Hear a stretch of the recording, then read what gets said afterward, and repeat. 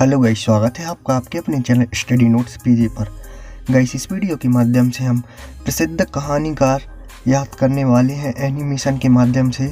और गाइस, पिछले वीडियोस में मैंने यही पूछा था आपसे कि आप एनिमेशन के माध्यम से क्या प्रसिद्ध जो रचनाकार हैं उनको याद करना चाहेंगे। तो 80% स्टूडेंटों ने बोला हाँ, हम एनिमेशन के माध्यम से याद करना चाहेंगे। तो गाइस, अगर आप इसको आज याद कर लेते हैं तो मैं आपको गारंटी देता हूँ आप कभी नहीं भूलेंगे। भाव पक्ष और कला पक्ष लिखना मैं आपको सिखा दूंगा।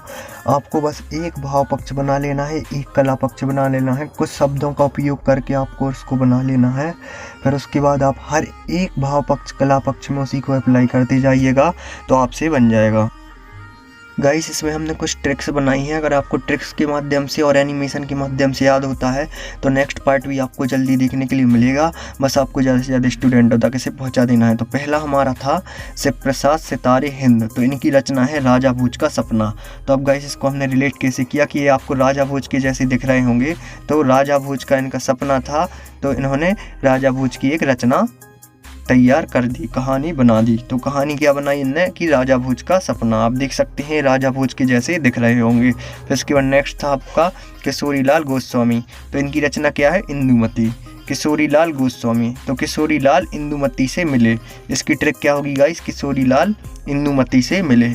किशोरी लाल किससे मिले, इंदुमती से मिले। किशोरी लाल इंदुमती, इस प्रकार से आपको ट्रिक याद हो रही होगी गाइस। और जो भी मैं फोटो दिखा रहा हूँ वो उन्हीं ही कहानीकार की हैं, तो आप देख सकते हैं। इसके बाद नेक्स्ट है विशंबर शर्मा कौशिक। तो इनकी रचना क्या है, ताई, रक्षाबंधन और विद्रोही।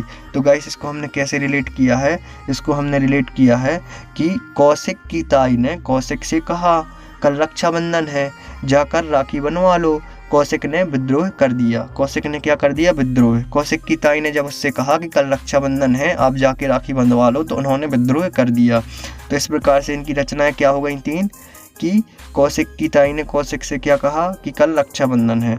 तो इनकी रचनाएं अभी आपने पढ़ी थी कि ताई, फिर उसके बाद रक्षाबंधन और फिर उसके बाद विद्रोही। तो इन्होंने विद्रोह कर दिया। तो गाइस, इस प्रकार से आपको याद हो रहा होगा। फिर इसके बाद चौथा है हमारा चंद्रधर शर्मा गुलेरी। इनको गुलेरी भी बोलते हैं। तो इनकी रचना क्या है, उसने कहा था बुद्धू का कांटा और सुखमय जीवन।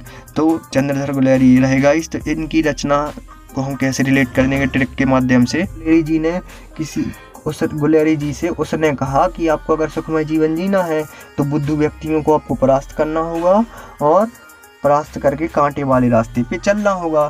तो गाइस, इसकी आपकी ट्रिक याद मुझे लगता है हो गया होगा आपको कि उसने कहा था बुद्धू व्यक्ति का कांटा और सुखमय जीवन। इस प्रकार से इनकी रचनाएं थी।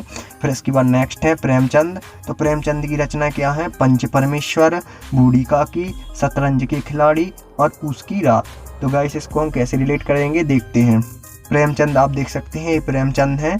तो इनको हमने एक मस्त ट्रिक बनाई है। आप देख सकते हैं कि गांव के पंच परमेश्वर जब पूस की रात में शतरंज खेल रहे थे तो वहीं से बूढ़ी काकी निकली और उन्होंने क्या कहा कि भाग जाओ वरना प्रेमचंद आ जाएगा। तो गाइस, इस प्रकार से आपको याद हो गया होगा कि इनकी रचनाएं क्या होंगी, बूढ़ी काकी, पंच परमेश्वर और पूस की रात, क्योंकि पूस की रात में शतरंज खेल रहे थे, और पूस की रात और शतरंज के खिलाड़ी, क्योंकि शतरंज खेल रहे थे इसलिए शतरंज के खिलाड़ी। फिर इसके बाद नेक्स्ट है हमारा जयशंकर प्रसाद।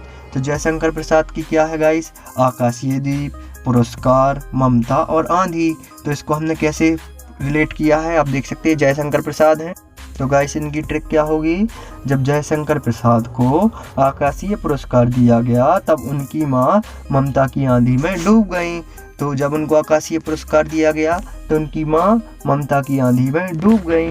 तो इनकी रचनाएं आपको याद हो गई होंगी गाइस, मुझे उम्मीद है कि आकाशीय द्वीप,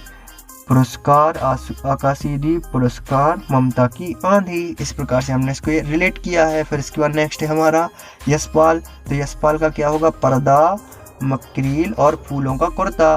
तो यशपाल को हम देख लेते हैं, यशपाल कौन है। तो यशपाल ये रहे। तो एक कुर्ता भी पहने हुए हैं, तो फूलों का कुर्ता तो आपको याद हो जाएगा। वैसे हमने इसका ट्रिक बनाया है कि यशपाल ने जब मकरीन से कहा कि पर्दा को खोलो तो फूलों का कुर्ता टंगा हुआ था। यशपाल ने जब पर्दा को खोला तो मकरीन ने जब उनसे कहा कि पर्दा को खोलो तो वहाँ पे फूलों का कुर्ता टंगा हुआ था। तो इनकी रचनाएं क्या हो जाएंगी, पर्दा, मकरील और फूलों का कुर्ता। इसके बाद नेक्स्ट कौन है, अज्ञेय। तो इनकी रचना क्या है, रोज, ग्रीन और पठार का धीरज। तो इसको हम कैसे रिलेट करेंगे, सबसे पहले आपको अज्ञेय दिखा देते हैं। अज्ञेय कौन है, तो अज्ञेय ये रहे, तो अज्ञेय ये रहे। तो अज्ञेय जब रोज पठार चढ़ने जाते थे तो धीरज से ऊपर चढ़ जाते थे, लेकिन मैग्रीन नहीं चढ़ते थे। अज्ञेय जब रोज पठार चढ़ने जाते थे तो धीरज से चढ़ जाते थे, लेकिन मैग्रीन नहीं चढ़ते थे। तो इससे हमने इसको रिलेट किया है। तो इस प्रकार से हमने इनका पढ़ा कि रोज और मैग्रीन का पठार और धीरज, रोज मैग्रीन और पठार का धीरज, रोज मैग्रीन और पठार का धीरज अज्ञेय। फिर इस प्रकार से नेक्स्ट था हमारा जैनेन्द्र। तो जैनेन्द्र की क्या होगी, जैनवी, पाजेब, नीलम, देश की कन्या, नीलम देश की कन्या। तो सबसे पहले हम देख लेते हैं कि जो हमारे जैनेन्द्र कुमार है ये रहे। तो इनसे हमने क्या रिलेट किया है कि नीलम देश की राजकन्या है लेकिन जानवी पाजेब नहीं है। नीलम देश की राजकन्या है लेकिन जानवी पाजेब नहीं है। तो आप देख सकते हैं यहाँ पे जानवी पाजेब, नीलम और देश की कन्या, इस प्रकार से हमने इसको रिलेट किया। फिर लास्ट है हमारे फणीश्वरनाथ रेणु। तो फणीश्वरनाथ रेणु आपको दिखा देते हैं कौन है, ये रहे फणीश्वरनाथ रेणु। तो आप देख सकते हैं। तो इसको हमने कैसे रिलेट किया है कि राजा ने सब कुछ दिया लेकिन एक शब्द में ठेस भी दे दिया। राजा ने सब कुछ दिया लेकिन एक शब्द में ठेस भी दे दिया। तो इनकी रचना क्या होगी कि ठेस और सब दिया, ठेस और सब दिया, ठेस और सब दिया। इस प्रकार से हमने ट्रिक के माध्यम से और एनिमेशन के माध्यम से इसको समझा है। नेक्स्ट वीडियो में आपको निबंध भी और आगे भी सब कुछ समझाऊंगा। अगर आपको वीडियो पसंद आई है तो ज़्यादा से ज़्यादा शेयर कीजिए, मेहनत अच्छी लगी है तो ज़्यादा से ज़्यादा शेयर कीजिए। और मुझे उम्मीद है कि आपको इस वीडियो के माध्यम से सब कुछ याद हो गया होगा। मिलते हैं नेक्स्ट वीडियो में।